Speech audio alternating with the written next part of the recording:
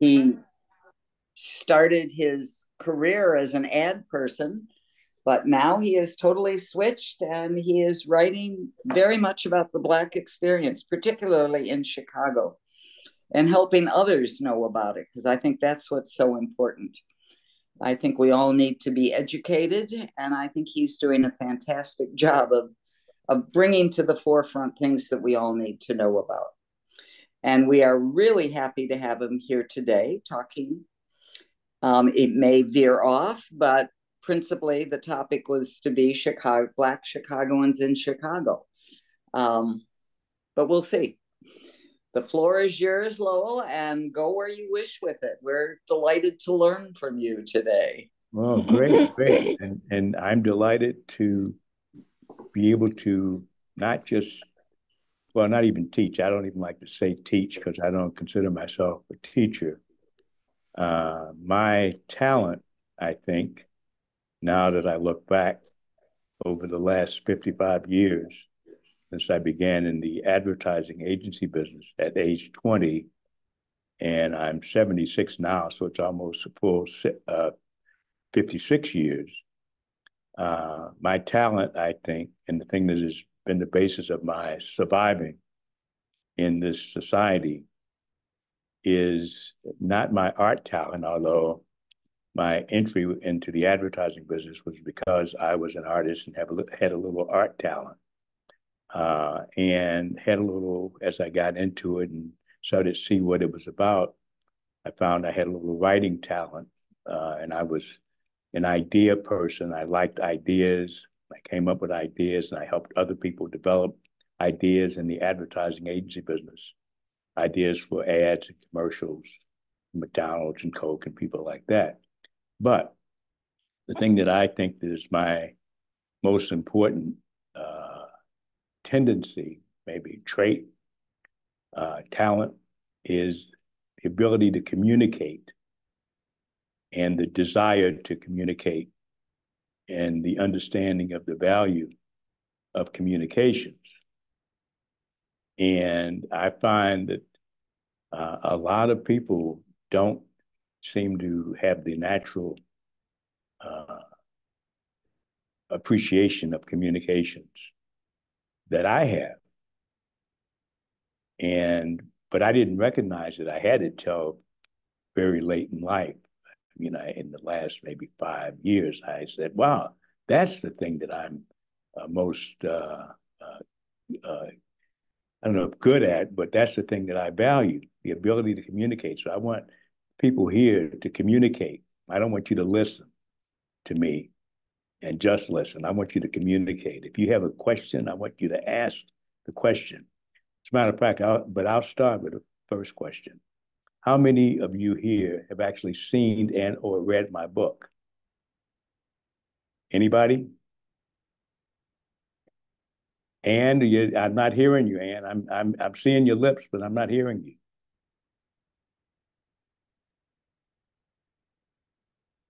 Okay. I have seen your book, but I have not read it yet, but I want to. Yeah. Okay. And I plan to get it and read it. Okay, anybody else? I was going to say the same thing. Okay, but you've seen it. Yes. Yeah. Okay, well, the important thing in a book that is a pictorial history, maybe the most important thing is to see it. And I think once most people have seen it, even glanced at it, they are intrigued. My background is I started in the advertising business as an art director or a trainee. You become an art director, and an art director in an ad agency is the person responsible for visualizing the idea, whatever the selling idea is. The art director's job is to visualize that idea and basically capture people's attention so that we can sell them something. Okay? So my book, and the reason that I got into doing the book, I think, is because I'm basically a visual person. And so the book is a pictorial history, over 200 photographs from DuSable through Obama. I have people in my family who have gotten mad at me because I haven't given them a book. These are people who have never I've never noticed to pick up a book in their lives. These are people who are not readers of books, but they're angry at me because I haven't given them this book. Why? Because there's all kinds of pictures in the book. And there's pictures of me, and there's pictures of them. Because it's not just a picture of the historical, the much touted and much appreciated achievers in the African American community in Chicago. It's a picture of the everyday people like me. I call it the African American family scrapbook. You get a real sense of the breadth of African Americans, not just the doers and the movers and the shakers. So that's what the book, at least the part of the book that I think people appreciate most once they get into it, is that it's not just the usual suspects, the Nat King Coles, or the Sam Cookes, or who else? The Louis Armstrongs. It's not just them. As a matter of fact, it's got people in there who are famous, who most people don't even know lived in Chicago, like Muhammad Ali, for instance, like Joe Louis, for instance, like Jack Johnson, for instance. So it's got an education in it for most people who are, I don't call people that are called black, because they're not black. I'm an artist. I created the world's first human coloring book because I wanted to give people a better idea of what color people actually are. Even though we have been taught in this country that you're either black or you're white. That's it, right? So, well, don't get me started on that. We'll never get out of here. So anyway, let me get back to the subject. African Americans in Chicago. It's amazing to me that I didn't know probably at least 75 to 80% of the stuff in the book because I started doing the research. So don't feel bad. If you feel ignorant of African American history in Chicago, don't feel bad. I was as ignorant as you, well, almost as ignorant as you are. I actually plan to do another book at some point when I get a chance, of pictorial history, that I call tentatively Black History for White Folks. And I put black in quotes and I put white in quotes because Black people aren't black and white people aren't white. You see what I'm saying? Anyway, I want to have people ask me questions. I've been talking already for what, 8 minutes or so. And like I said, I like to hear my voice, but I like to hear other people's voices and questions. Does anybody out there have any questions about African Americans in Chicago that I might be able to answer? I mean, if you haven't read the book, then you may not have any answers, but you should have some questions. I mean, have you ever heard of, I'll start it. Have you ever heard of the fact, have you ever heard of Jack Johnson? Anybody out there ever heard of Jack Johnson? Yes. Yeah. Who was Jack Johnson? Who was he? He was the founder of Johnson Corporation. Nope. No, wrong Johnson. Wrong. See, that's why I like to do questions and answers. Okay. Anybody else? He was a wrestler. This is Beverly. He was a wrestler. A boxer. A wrestler. He was what? This A is boxer. Beverly. He was a wrestler. Who said he was a wrestler? Beverly Bennett. Okay, who said he was a boxer? Kathy. Oh, Kathy is right. Kathy is right. Kathy right. He was a boxer. Right.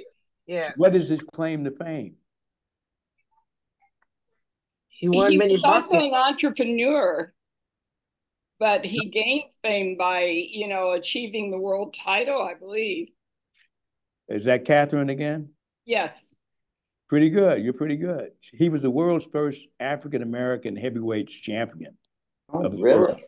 I didn't know that. He lived in Chicago. He built his mother a house down on 30, I think it's about 38th in Michigan, in the 19 teens. He was also famous for marrying white women. You ever hear that? You ever see Ken Burns' Unforgivable Blackness? That's where I got my information. Okay, good, good. Okay, so that's where we're rolling now. You knew something about Jack Johnson. And Jack Johnson, in terms of the history of this country, is a major pivotal figure, because up to that point, there were no African Americans allowed to fight white boxers in this country, at least not heavyweights. From what I understand, historically, there was another African American boxer at the time, or even prior to Johnson, but he was not a heavyweight. And that's a whole nother story. I think his name was Gans, I think.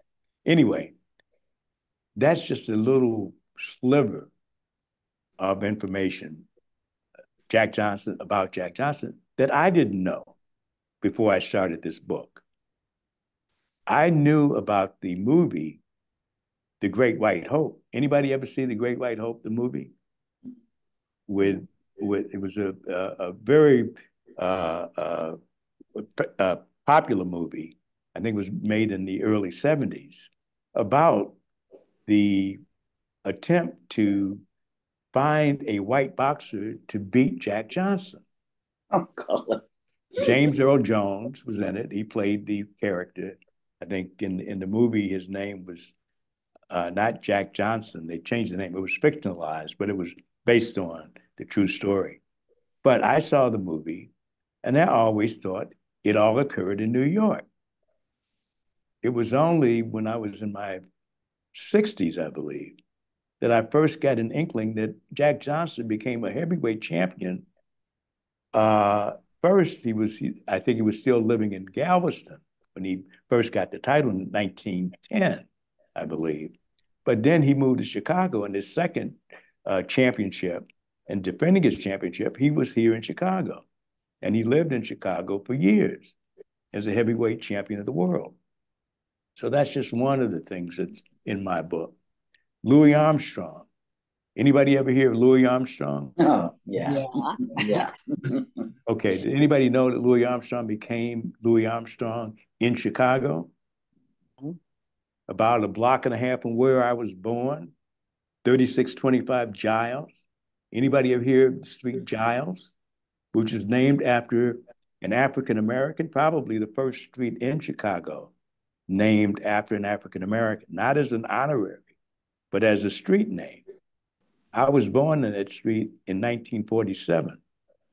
It was named after Giles, Lieutenant George L. Giles, in the 1920s. That's just some of the information that's in my book with pictures. Anybody got any other questions? Any questions about how I came up with this? How did I do this? That's my question. How did I get this? A lot of writers say, well, wait, how did you do that? Yeah, I'm a writer. I've been writing for years. Nobody ever asked me to do a book. I never got a book published that's in Walgreens and Target and 57th Street Books and Seminary Co-op. How did you do it? Well, that's privileged. That's privileged information. Okay, ask me a question. I'm kidding. Ask me something. Well, you said you didn't know most of the information that you have in your book before you you started. That's right. How did you choose what was your research, and how did you choose what to include? Because that's a good question. There's a lot of famous people, Black people from Chicago, and you didn't write about all of them. How did you? Well, a lot of them are in this book, though. Yeah, a lot of them are in this book. One of the criteria in a book like this, I don't know if you know anything about the publisher of this book. This book is part of a series of pictorial histories that is, the book publisher is Arcadia Publishing.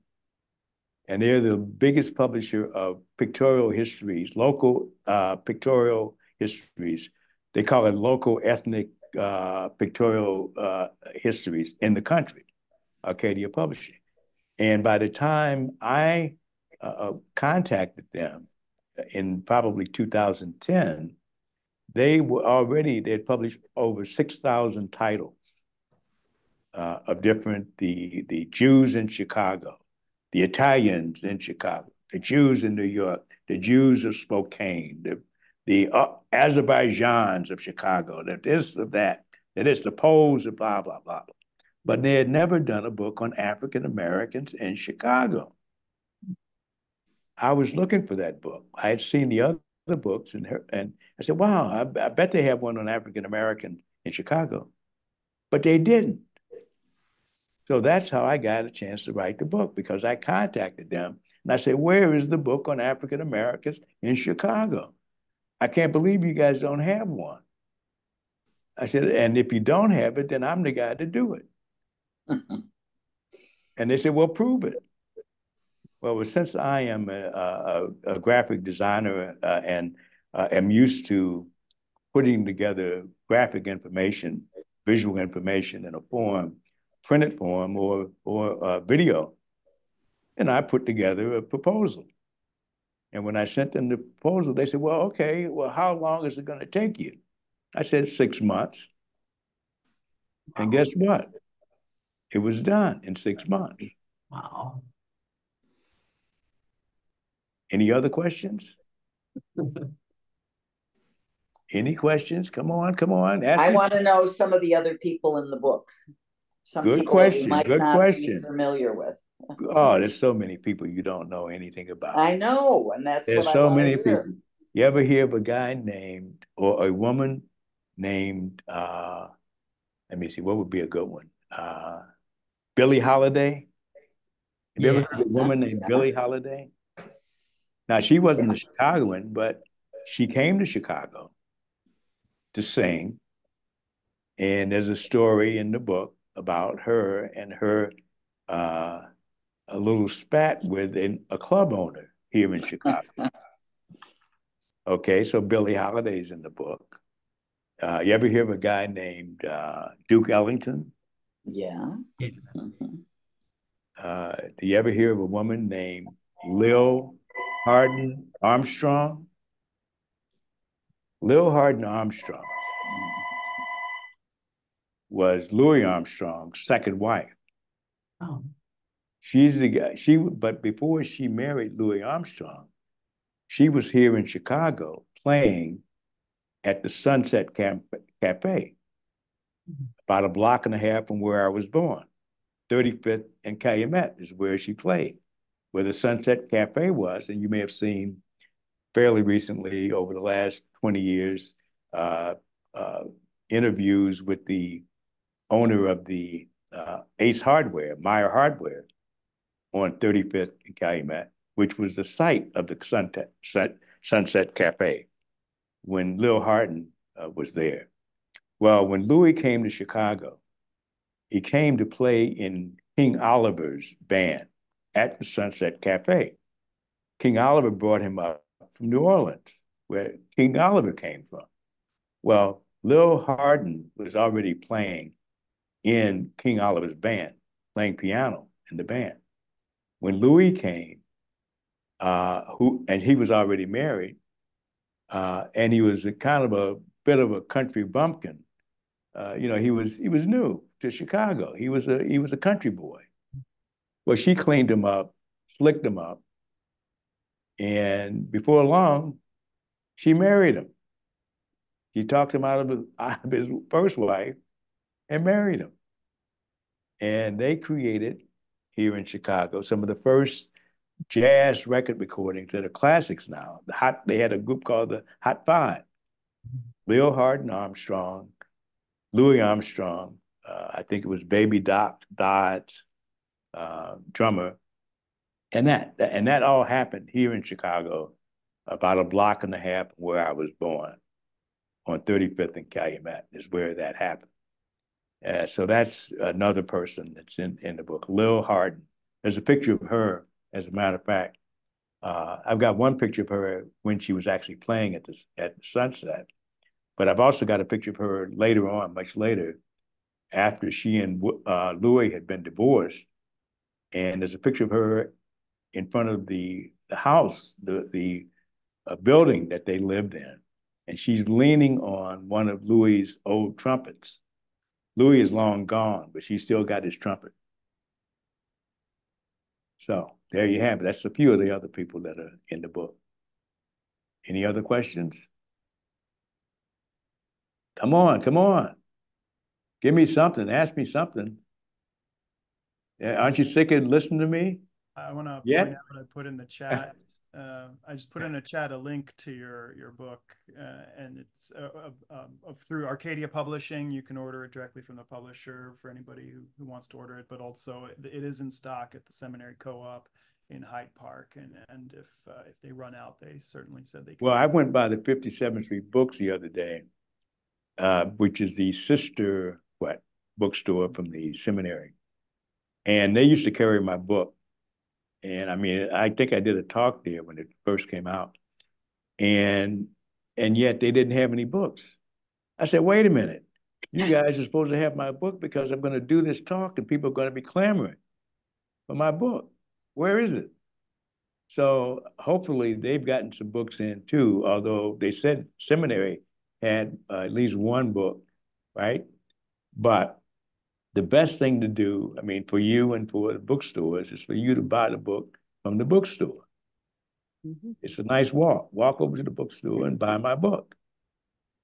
Support I may have another quiz next time, and I'm going to expect you to have read the book and be able to answer some questions. So what else do you have to ask me? Ask me something. So you've already talked about people who lived right near where you lived. Have you lived in other parts of Chicago, and do you have people from those other neighborhoods? See, she's on it. You hear what she just asked me? Have I ever lived in other parts of Chicago? Well, I lived in Hyde Park. I was telling Luke I lived in Hyde Park for what? No, and I told Ann, I think I told Ann that too. I lived in Hyde Park off and on for probably at least 50 years. And when I was married, I lived in Hyde Park for about, 12 years in Hyde Park. Different places. I lived on 54th Place and near Blackstone in a townhome. I lived on 51st and Greenwood. I lived on Blackstone. So I've lived all over Hyde Park. And I come to Hyde Park fairly frequently, at least if only to go to the Powell's bookstore. Mm-hmm. Anybody know about Powell's bookstore? Yeah. Yeah, well, I go to Powell's. I was there about a week and a half ago. So yeah, I'm a member of Powell's. I'm a member of 57th Street, as a matter of fact. So yeah, so I've been been off and on in Hyde Park, but I've also lived downtown in McClure Court. I've lived in what the area they call South Commons. I lived in Robert Taylor Homes, as a matter of fact. I was born on Giles, 3625 Giles, but we moved to Robert Taylor Homes when it was first built. I think in 1961 or 62, we moved into Robert Taylor Homes. And it was from there at age 20 that I got into my first job in advertising.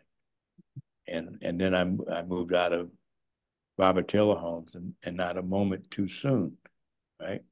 So yeah, but it's all in the book. But also I want to talk about something else that is related to my career in advertising. I'm in the process of producing a documentary about the first African Americans in the advertising agency business, of which I was one. The name of the documentary is Channels Changers. It's not Channel Changers. Mm-hmm. it's channels changers. And I have prevailed upon Luke to do a link to and show a 5-minute preview of my documentary that is on YouTube right now. And at this juncture, I would like to have Luke play it, and maybe I'll get some questions about that. Well, Kathy has a question too. Okay, Kathy, maybe we ask, okay, let me answer Kathy's question first. Well, I don't know if you want to do it first. It might be too long, but my question is, how are we going to get education? What happened? Something, you disappeared. Sorry, wrong button. Please, Kathy. I was asking the question, how are we going to get the teaching of Black history into the public schools? Now it's kind of hit or miss, and it's even banned in some states.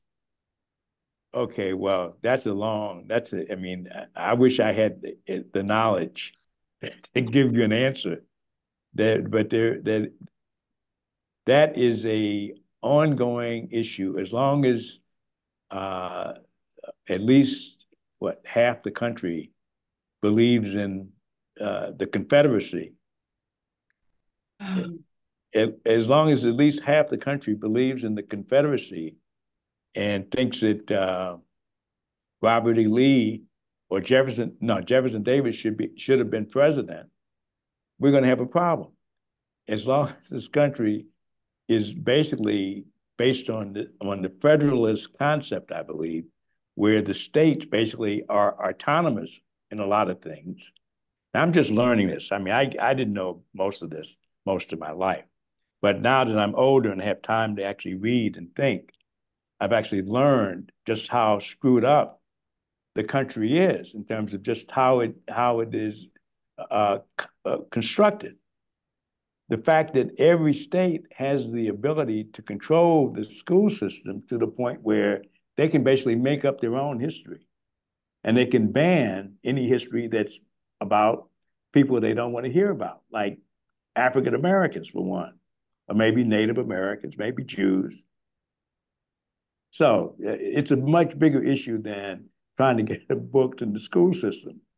It's an issue of the country being basically needing to be reconstructed. We need a reconstitution of the country, starting with making the laws of the land be the laws of the states. But don't get me started on that. That's politics. Luke? Video here, about 5 minutes long. We'll watch that. And yeah, maybe at this point, it might be good for others to mute themselves while we're watching this video, just so there's no accidental distractions. Great.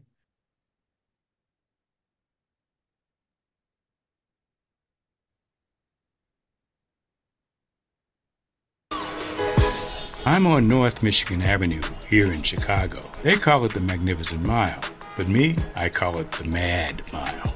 Why? Because this is where the offices of the world's biggest advertising agencies were located. This is where the mad women and men of Chicago made their magic, where they created ads and commercials for the best-known brands on the planet. But in 1960, in the early days of the Civil Rights Movement, there were no black folks creating ads and commercials in any of these ad agencies.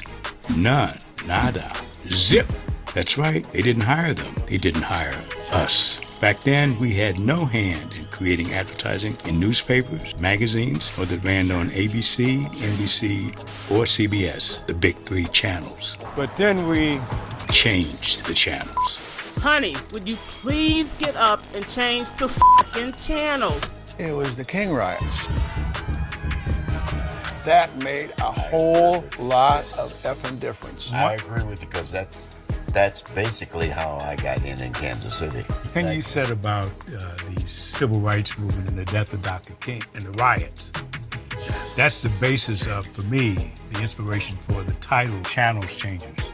Return with me now to those thrilling days of yesteryear, 1968 to be exact. It was long before this statue of DuSable was put in this plaza. In 1967, I was a 19-year-old colored kid who had barely graduated from Wendell Phillips High School, the oldest African-American high school on the south side of Chicago. But by 1977, I was a made madman. This is the story of how that happened, and not just to me. Vince Cullors, Emmett McBain, Tom Burrell, Bill Sharp, Carol Williams. These are just a few of the names of the people who got in when I did. I just watched a commercial that we did together, a Mama's Date. Remember Mama's Date? It was about a single mother and who was going out on a date. How can Mama's Day think everything is fine? She's holding his hand instead of mine. What do you think?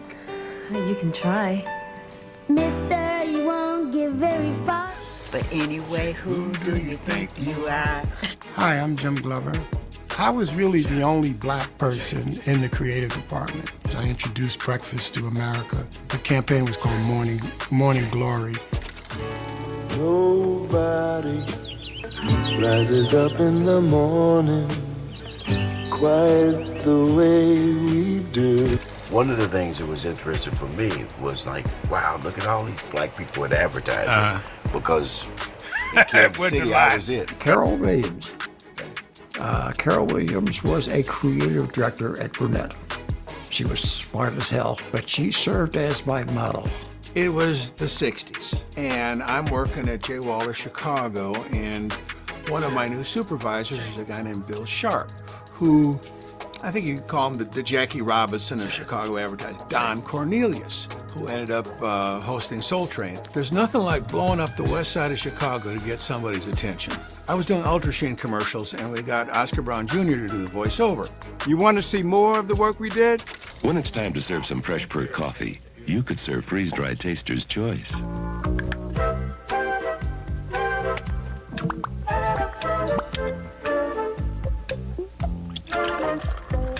Come on down and take a break at McDonald's. Hamburger helper helped her. Hey, that was great, man. Give me 5. Would you settle for 4?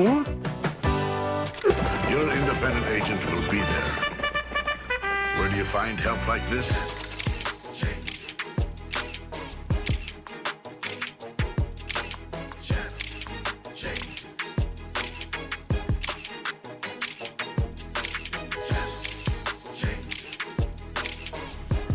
So this history is a history that is full. It is rich. And I think that the Chicago style of advertising is something that the world recognizes as something unique. We gave it a flavor that nobody else had. Not New York, not Europe. Nobody had the Chicago style. It's almost like stepping. That's a Chicago step. We have it. And channels changers are part of the reason. Who are today's channels changers? Are you? You? Are you a channels changer?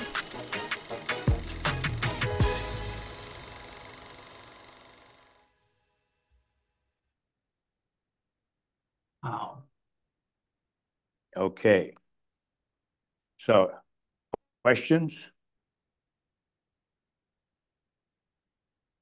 Any questions about Channels Changers, the documentary? Do you think we're headed in the right direction? Are things improving? Or is it still that too many blacks are shut out of things? What's the future holding? Wow, that's a big one. Mm-hmm. That's a big one. No, we're not making progress. Okay. We are stagnating or going backwards. From what I could tell, and this is fairly new, I'm just learning this as because I'm older now, and because I've had time to think. I spent most of my life just trying to survive and doing what I did advertising was one thing, but then I became an artist, a writer. I've written some books in addition to the African American Chicago book. But I've had more time to think and look back on what I call my 77 or 76. This is my 77th year I'm working on now, but I'll be 77 on October 8th, right?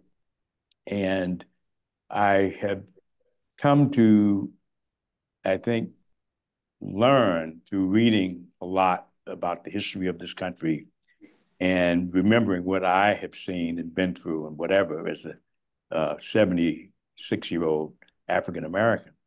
I call it my 76 Black years in America.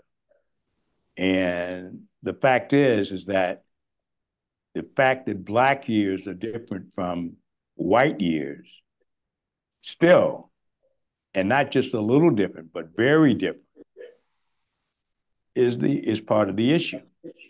The fact that we are fighting now to prevent a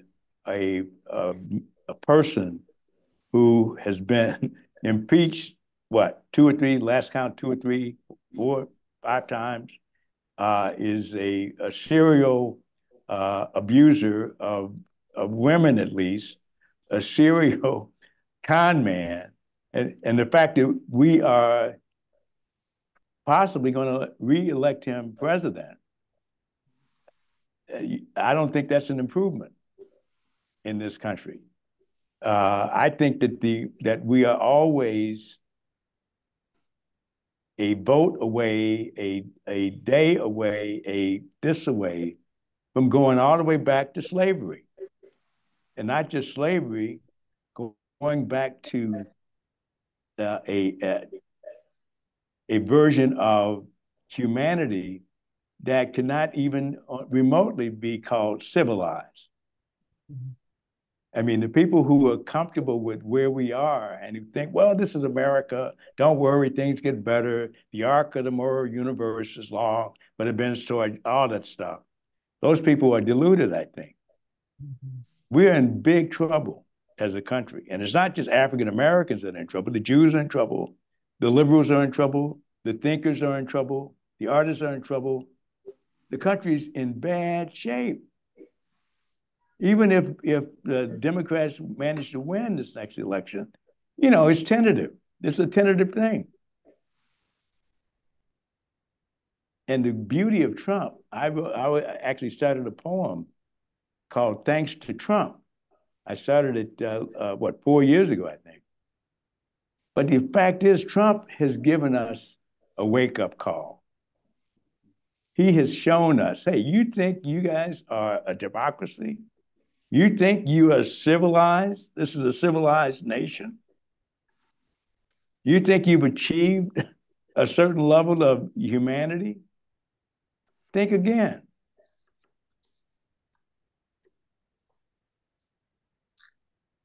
Comments, questions? Painful to hear, but true. Yeah. And which brings me quite nicely to one of my latest projects. You see this button I'm wearing? Mm-hmm. You see what that button is? You see that button? Anybody? Yeah. I'm not familiar with it, but it's that's because I just designed it and I just produced them. This is a button designed to save this country at least from becoming a dictatorship. I call it my D-Day 2024 button. I'm saying this next election, November 5th, 2024, is D-Day. Some of you are old enough to remember D-Day. Does anybody remember D-Day? The original D-Day? Anybody? Anybody know what it's about? Even if you weren't born, do you have any inkling of what that was about? D-Day? That's interesting. With younger people, I've asked that, and some of them had some idea. They say, well, it had something to do with a war. It had something to do with the Army, the U.S. Army, the Allied forces in Europe, whatever, right? D-Day, June 6th, 1944, was the day that the Allied forces, the U.S. Army, British, and their allies,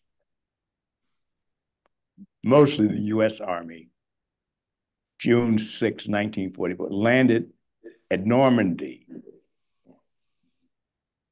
in France.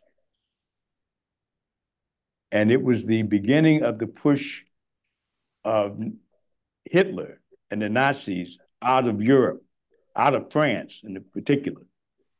And it was the day that began the end of World War II with the U.S. winning the war. Now that was D-Day, June 6, 1944. I'm saying D-Day now is November 5th, 2024. Why? Because the threat to democracy in 1944 was over there. Now it's over here. The threat is here. We saw an inkling of it on January 6th, 2021, when the Confederacy tried to overthrow the government. So my D-Day button is designed to get people like you, to wake you up and get you to understand that you have a chance just by voting to save this so-called democracy, what I call an aspiring potential democracy. You have a chance just by voting to save it. If you don't vote, if you think it's, well, it might not, I don't like Biden, he's too old. I don't like Kamala, she's blah, blah, blah, I don't know, blah, blah, blah. Same thing that happened to Hillary. When Trump beat Hillary, even though Obama had gotten like 8 to 10 million more votes than Hillary got. The only reason why Trump won, not because more Republicans voted, because more Democrats didn't vote. They didn't like Hillary. They thought she was sued, she should have left Bill, blah, blah, blah, right? So we're in a worse position now. If the Democrats who voted for Obama had voted for Hillary, there would have never been a Trump. We would not be in the position we're in now. He would still be basically what do they call the television that he was in? The real reality-based TV. He would still be somebody that almost a has-been on reality-based television, on the show that everybody's forgotten about. But because the Democrats, the so-called Democrats, did not vote because they didn't like Hillary, that's why we're in the position we're in. So what I'm trying to do is wake people up with my button, the D-Day button. And I'm trying to get the 57th Street books and somebody we co-op to carry this button. Barbara's Bookstore at Macy's downtown has already said they're interested in carrying the button. I've already sold buttons in Hawaii, in California, and in Texas, and here. But I need to get you Hyde Parkers, the liberals, to wake up and help me save this democracy by buying this button, wearing the button. You can't buy one. You got to buy at least 3 buttons. Buy it, wear it, share it, and vote. So how much do they cost? Where are they available? How do we get them? I'm still waiting to get them into the stores. So I have to. Okay. I have to get the price structure right. But it'll probably be where you'll get 3 buttons for about $7 in the stores. If you got it for me, it'd probably be 3 for $5. Okay. But I got to build in the store thing. Mm-hmm. So anyway, what you should do is if you Google D-Day, Lowell Thompson D-Day, you'll see a big article about this button by a guy who's one of the top writers about communications in the country, Steve Heller in New York. He's been writing about my button and my whole campaign. You'll see posters, you'll see all kinds of stuff that I've done related to this button. And I want you to go see it, I want you to read it, and I want you to link it to your friends, tell your friends about it, because it's all about, like any ad campaign, it's about getting the message out, about you saying, hey, I like that, I want to buy that, I want to get my friends to buy it. And what's the product? The product is not my button. The product is democracy. Do you want democracy? Are you willing to pay for it? Are you willing to go and spend some time sharing it, wearing it and sharing it, and going out to get other people to vote? That's how we win. Otherwise, we're going to be in the Civil War by this time next year. We still may be, but at least we could be in a Civil War where we at least can claim, hey, we won the election. And Biden can use the forces of the federal military, the American military, to fight the Confederates again. Mm-hmm. And with that, I rest my case.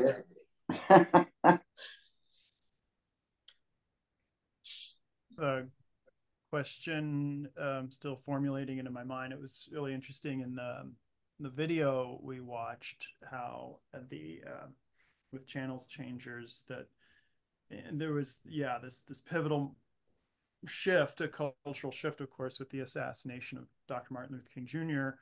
Right. And so that explored how it impacted the advertising industry. Mm-hmm. So then we flash forward over 50 years later, half a century later, you think the world would be a better place. So then we have the murders of George Floyd, Breonna Taylor, Black Lives Matter movement.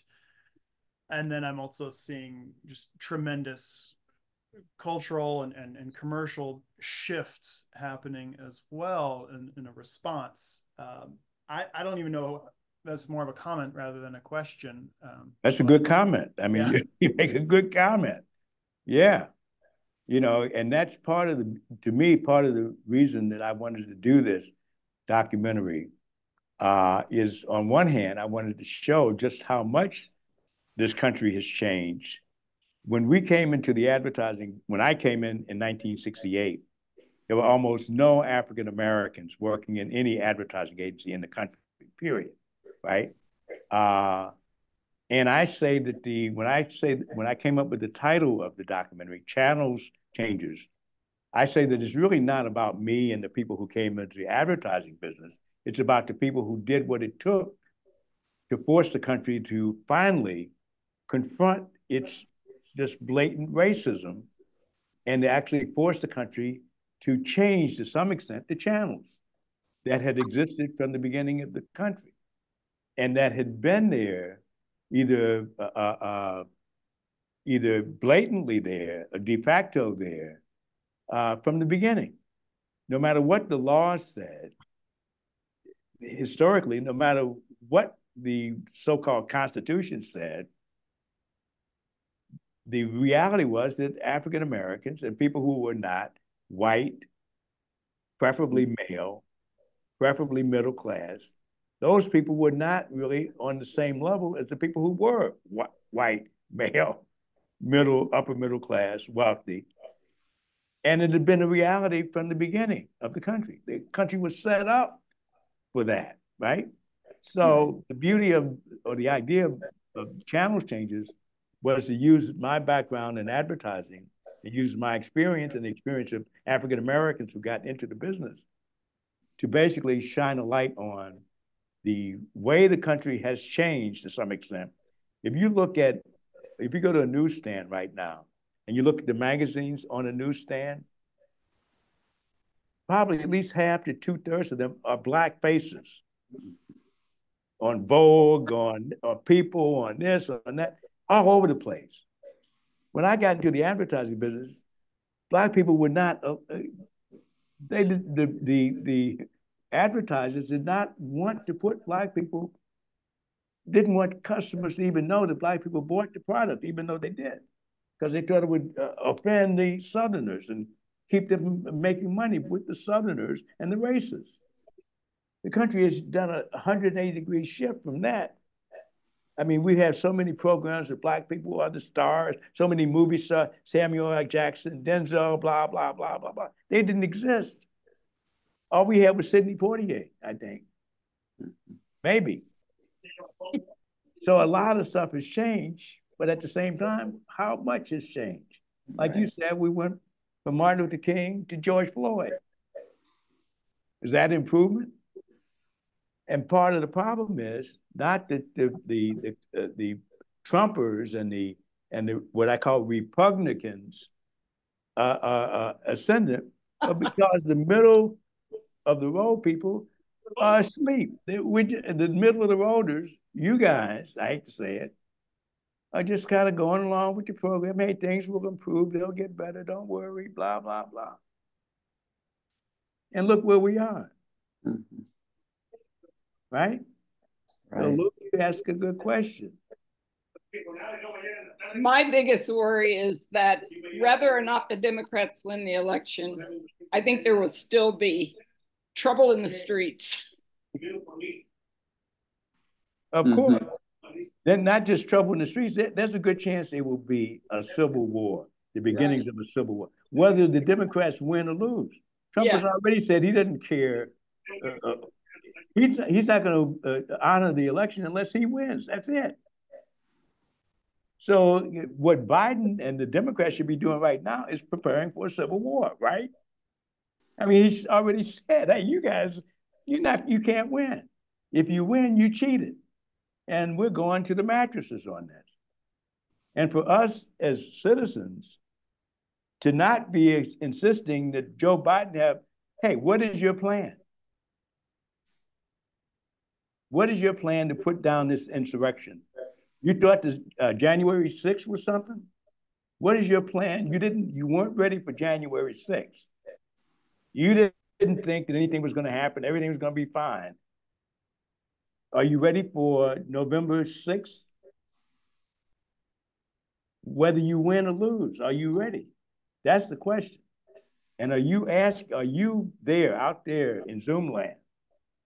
What are you doing to make sure that Joe Biden and the Democrats and the people, the American public who believe in democracy are ready for what's about to happen?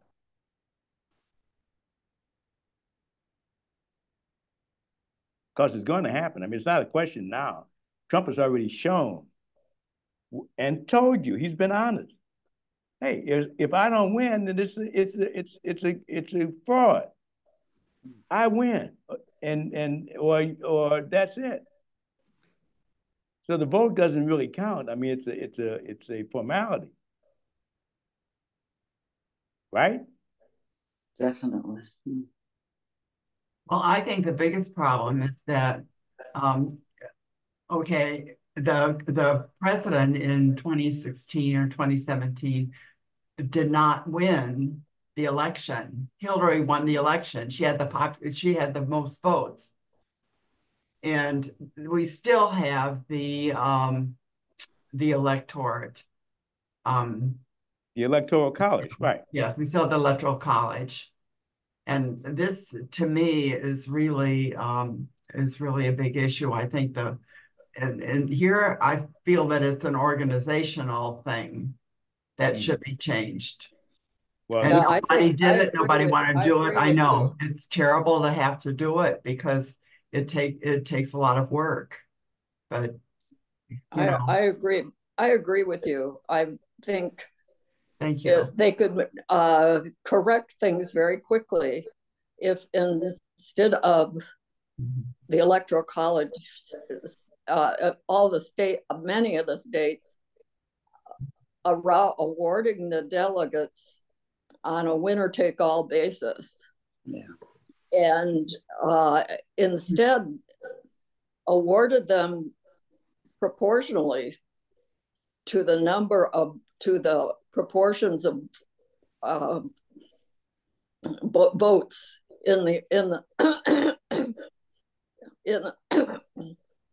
that were cast in the state. I think it seems to me I've read that a couple of states do that. But if they made that change, that could correct things without a big hullabaloo of changing the Constitution. Well, that's the only way you're going to have that change is to change the Constitution. It's not going to happen just because people want it. It has to be changed in the Constitution. Oh, that's a rule. The Constitution doesn't say anything about that. That's a rule that the states decide on. I I don't think so. I just read a book called Tyranny of the Minority by two professors at Harvard. And it talks about that is one of those things in particular, and about the Electoral College and all kinds of other things about how this country was set up from the beginning and has continually been set up to give the minority being the wealthy landowners, slave owners, more power disproportionate to the population. That was the setup. That's what Jefferson and all those guys wanted. Okay, to keep the majority from having the power, to keep the majority from going wild and taking their land and giving a majority too much power. That's why the Electoral College exists, because it was part of the structure of that the founders wanted.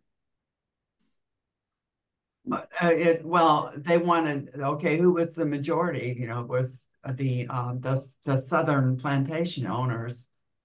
I mean, they were the minority. They were the minority. That's what I meant to say, the minority. Yeah, they were the minority. They were the, but not just the Southern plantation. And some of the people couldn't vote. Most of the people couldn't vote. Didn't have a vote because they weren't considered human, you know? No, but so white women couldn't vote. They were considered human. Also, right. They weren't considered human. Most non-land-owning poor white males couldn't vote, or had very limited voting rights. Yeah, in the states, especially in the southern states. Or if they were illiterate. Mm-hmm. Yeah, and they had even then, you know, they had certain rules of what's the word, the ability to read and write. What's the I can't even think. Literacy. Literacy. That's it. Literacy. Right. Yeah. So it's always been, and I'm saying I've learned this in my years of being older and reading a lot of books about it, trying to figure out how we get the mess we're in. And one book, like I said, I just recently read, I'm reading another one by the same authors called How Democracies Die. But The Tyranny of the Minority by two Harvard professors that just came out, I think, last year. How Democracies Die came out before that. And they show, hey, this is how this is set up.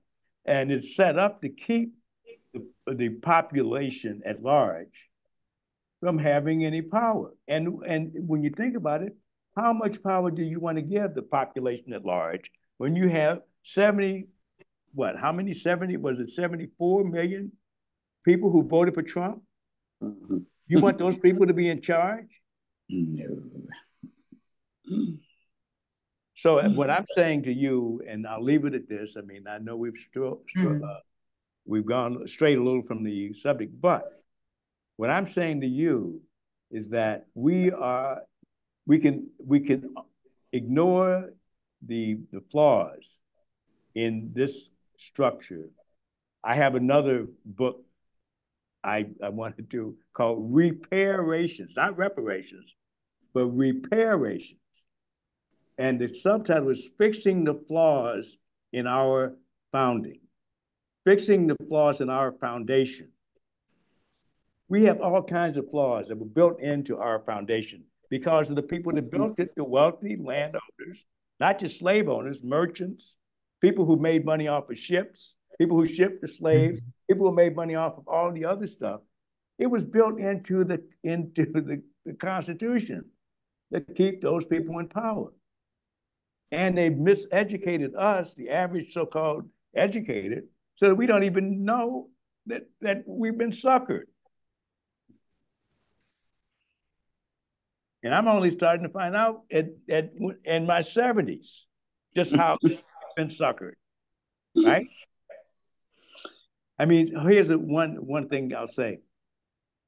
One idea I came up with after starting to read, once I understood that the Declaration of Independence, which Thomas Jefferson gets credit for writing most of it and being the author for the most part, the Declaration of Independence was like a press release. It was a PR statement. Jefferson was a great PR man. And he was making, oh, we hold these truths, blah, blah, blah. You know, these all men are created equal, blah, blah, blah. Now, he's a slave owner. He had about 100 slaves at that point, I think, when he wrote it. So, of course, he was a politician. Once you understand, Jefferson was a politician, Washington was a politician, all those guys were politicians. Now, when you're a kid, you don't know what that means. But when you get to be our age, we should understand that if you have politicians, landowners, the wealthiest people in the country writing the laws, and then writing the document that's saying, hey, we're trying to start a new country, then the PR guy, Jefferson, writes the declaration, hey, write this PR that makes it sound like what we're doing is good and right, and to get the people to fight the war, to win the war, take the country from the British, from King George, so that we, the landowners, can own it. So that we don't have to bow down to them anymore. We're equal to them. That's what that meant. We're equal to them. Not that all men are created equal, that the women and men and the slaves are equal to us, the landowners, but that we're equal to England. Okay, so Jefferson wrote that press release. That was the Declaration of Independence was a press release. The Constitution was the contract, the legalese. That's when the lawyers got involved. And they wrote all of this stuff in there that they knew nobody was going to read. None of the people could read. Half of them, most of them couldn't read. They were illiterate. So they wrote this Constitution that was the legalese contract that said, okay, we're going to, in order to keep the Southerners from leaving the Union before it even gets started, let's write it so that they'll be able to count their slaves for their power, to give them political power. They want to count them as full humans, but we Northerners don't want to give them that much power, so we'll compromise at 3/5. They'll be counted as 3/5 human, the representation of the South. This is all stuff that I've learned much later in life. Mm-hmm. And it's about the difference between the Declaration of Independence as a PR statement and the Constitution, which is a legal document that is the basis of the country. And once you understand that, you understand why it's so difficult to change the Constitution. Well, I want to make sure that we honor our time a little bit. So I want to thank you so much for giving us so much to think about and helping us see that the world has really changed and we need to change our thinking with it. You've given us an awful lot of food for thought, Lowell, and we appreciate it. Are there any last questions before we conclude? And I guess go ahead. I guess we look forward to seeing those buttons with the stone. Yeah, I hope so. What I want you to do is next time you go to Seminary Co-op or go to Barbers, or you go to 57th Street, say, hey, where's Lowell's buttons? He said he's gonna have buttons here. Where are they? He promised us. Yeah. Where are they? Yeah, do we have his email so we can follow up? Luke, you follow up. Lucas has it. Like I said, yeah. Okay, well, and you follow up. And make sure thank you. I really appreciate it. I think you've given us so much to think about. And that's what we need. We all need it. I hope you think. I try. Okay. Bye. Thank you. Bye. Bye.